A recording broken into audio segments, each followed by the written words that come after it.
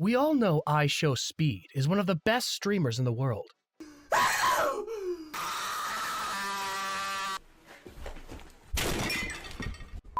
From his hyperactive football content to now traveling from country to country and trying the culture, Speed has begun connecting with fans in a lot of ways. But what if IShowSpeed was Sukuna's vessel? This happens when he comes to Japan on his food tour. The moment he lands in Japan, Speed is already trying to explore everything. Chat! We're in Japan! This is about to be the most insane stream ever! His energy is infectious as he navigates through Tokyo's bustling streets, then makes his way to the countryside, determined to visit one of Japan's most ancient temples perched high on a mountain. Yo, chat, look at this view! We're literally on top of the world right now. Speed pants slightly as he reaches the temple's summit, his phone capturing both his face and the breathtaking landscape below. As he approaches the main shrine, something shifts in the air. It's subtle at first, a tingling sensation that makes his skin crawl with anticipation. Y'all feel that? Something's different up here, bro. They make their way to the center of the shrine, admiring what looks like a carved statue placed in the middle of the shrine. He reaches out to touch the carving, and the moment his fingers make contact with the cold surface, lightning suddenly erupts from within.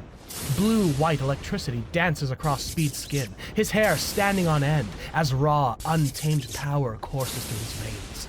His phone nearly slips from his grasp as he stumbles backward, eyes wide with a mixture of shock and pure exhilaration. Yo, chat, are y'all seeing this? The chat becomes a chaotic storm of disbelief. Fake! This is CGI. Speed got superpowers. Bro is literally lightning. Speed can feel every volt of electricity humming in his bones, begging to be released. He crouches low and says, "Chat, I'm about to test something." He launches himself forward, and the world transforms into a blur of motion. One moment he's at the temple's peak, the next he's halfway down the mountain, moving faster than humanly possible. The trees become streaks of green and brown as he zigzags between them, his feet barely touching the ground. Lightning trails behind him like a comet's tail. By the time he reaches the bottom, his energy is completely drained. His body, despite his newfound abilities, still needs fuel. He's panting heavily, sweat beading on his forehead as the adrenaline begins to fade. He waits for his cameraman and crew to get down from the mountain. Yo, chat, I need food, like, right now. That was insane, but I'm about to pass out. He looks around frantically, his stomach growling audibly through the stream. People are going absolutely crazy, trying to figure out what they just witnessed. That's when he spots it. A small food stall tucked away in a quiet corner of the street. The vendor is unusual, wearing a dark cloak that seems out of place in the modern setting. What catches Speed's attention most are the vendor's features. Pristine white-silver hair that seems to shine in the afternoon light. "Excuse me," Speed calls out, approaching the stall with his phone recording. "You got any food, bro? I'm literally starving right now." The vendor looks up slowly, studying Speed in a way that makes him slightly uncomfortable. Takoyaki. Fresh and special. Takoyaki.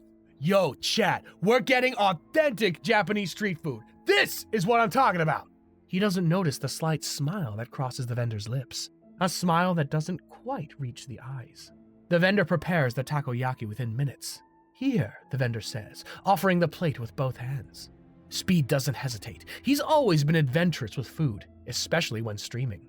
He picks up the first ball, the one containing Sukuna's finger, and pops it into his mouth without a second thought.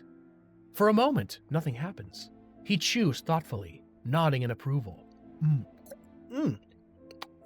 Actually, this is really good. Like, surprisingly good.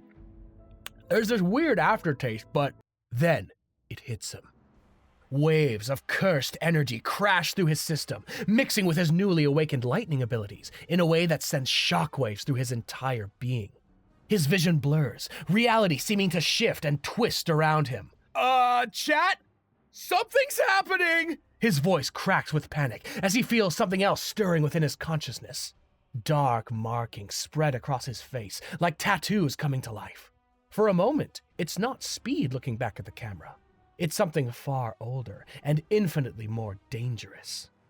What is this?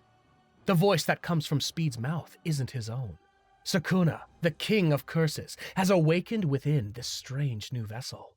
This mind, it's chaos incarnate. I cannot take root in this madness! Inside Speed's consciousness, Sukuna finds himself in the most bewildering mental landscape he's ever encountered.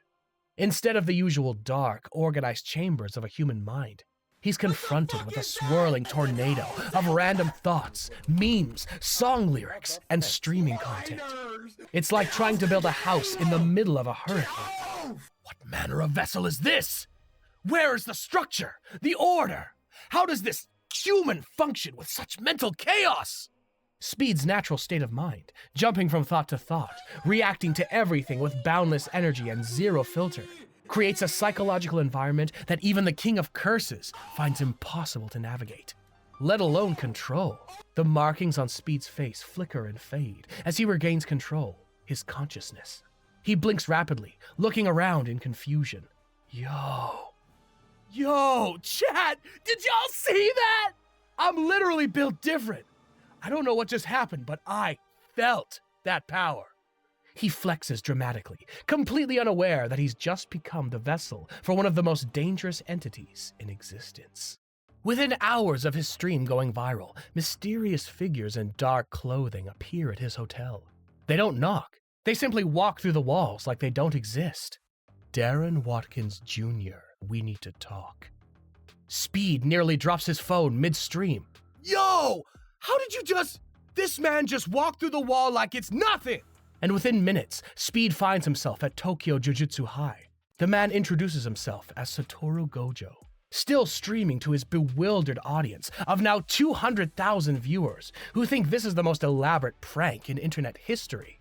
So, you're telling me, Speed says, pacing back and forth in the training ground, that I've got some kind of curse energy, and I ate a finger that belongs to some ancient evil dude named Sukuna? That's surprisingly accurate for someone who just learned about the Jujutsu world, Gojo replies, genuinely impressed by Speed's quick understanding. And you're supposed to be the strongest sorcerer alive. The strongest, yes. Speed stops pacing and turns to face Gojo directly. Yo, chat, let's test something. He points at Gojo with the confidence of someone who's never backed down from a challenge. Run me the ones, bro. Let's see if you're really built like that. Gojo can't help but laugh. You want to fight me? Speed crouches low, electricity already crackling around his body. His viewers are losing their minds. The chat is moving so fast it's unreadable. He launches forward with everything he's got, moving faster than most people can even track. But Gojo doesn't even blink. Speed's lightning-fast punch stops mere inches from Gojo's face, held in place by an invisible barrier. No matter how much force he applies, how much electricity he channels, he can't move his fist even a millimeter closer. Infinity, Gojo explains casually, as if he's discussing the weather. The closer you get, the slower you move. Speed steps back, panting heavily. He looks at his phone, then back at Gojo, then at his phone again. Damn, chat, he says, genuine respect creeping into his voice. This man is really built like that. Respect. Later that evening in Tokyo, the mysterious vendor from the takoyaki stall watches the live stream. Their identity becomes clear as they lower their hood, revealing the features of Yurame, Sukuna's most loyal servant. They've waited 1,000 years for their master's return, and now they have the perfect plan to ensure Sukuna can finally take control of his new vessel. They begin to move through Tokyo's underground, awakening curses that have been slumbering for decades. Special-grade entities that will require everything Speed has to defeat. The plan is simple. Exhaust the vessel's willpower, and Sukuna will finally be able to establish dominance. As night falls over Tokyo, the city becomes a hunting ground. The alert starts flooding Speed's phone at 11 p.m. Not the usual stream notifications, emergency broadcasts. Tokyo Tower is under attack by what the news is calling unexplained phenomena. But Speed knows better now. Those are curses, and they're strong. Chat, y'all see this? Speed holds up his phone, showing the emergency broadcast. His viewer count has swelled to over 300,000 people. They're saying Tokyo Tower is under attack by monsters. But we know what's really happening, don't we? In a few seconds, he's already at the site. He picks up a portable camera to substitute and plugs into his live stream. Yo, chat! I can see them! Speed calls out as Tokyo Tower comes into view. There's like 6 of them? Maybe 7? Okay, there's a lot of them. The scene at Tokyo Tower is chaos. Multiple special-grade curses, creatures that would normally require teams of first-grade sorcerers to handle, are tearing through the area. One looks like a massive spider made out of shadow and bone. Another resembles a twisted dragon wreathed in purple flames. And a third appears to be some kind of humanoid made entirely of writhing tentacles. Chat, are you seeing this? These things are actually terrifying! But despite his words, Speed is grinning. This is exactly the kind of challenge he lives for. Alright, let's show these curses why they call me IShowSpeed! He leaps from the building, electricity trailing behind him. The spider curse is the first to notice him, its multiple red eyes focusing on this new threat. It lashes out with one of its bone-white legs, moving fast enough to shatter concrete. Speed phases as his body becomes pure lightning for a split second. The curse's attack passes through him as he rematerializes on the creature's back. Yo! Did y'all see that? I just went through it! He drives his electrically charged fist down into the curse's head. The impact sends shockwaves of lightning through its body, causing it to convulse and screech in pain. But the spider isn't done.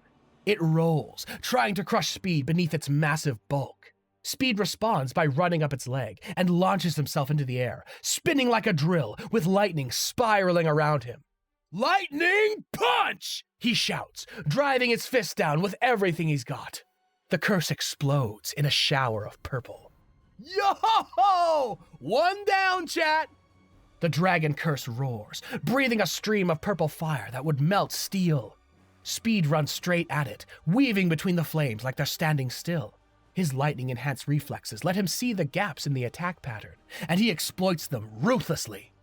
He feints left, causing the dragon to redirect its fire, then immediately dashes right and launches himself at its throat.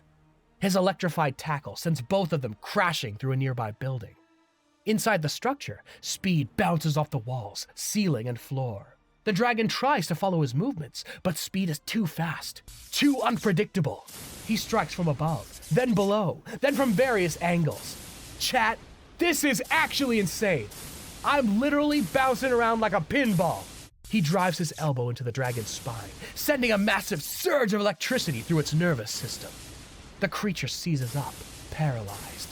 2 down! For the next few minutes, Speed literally goes crazy.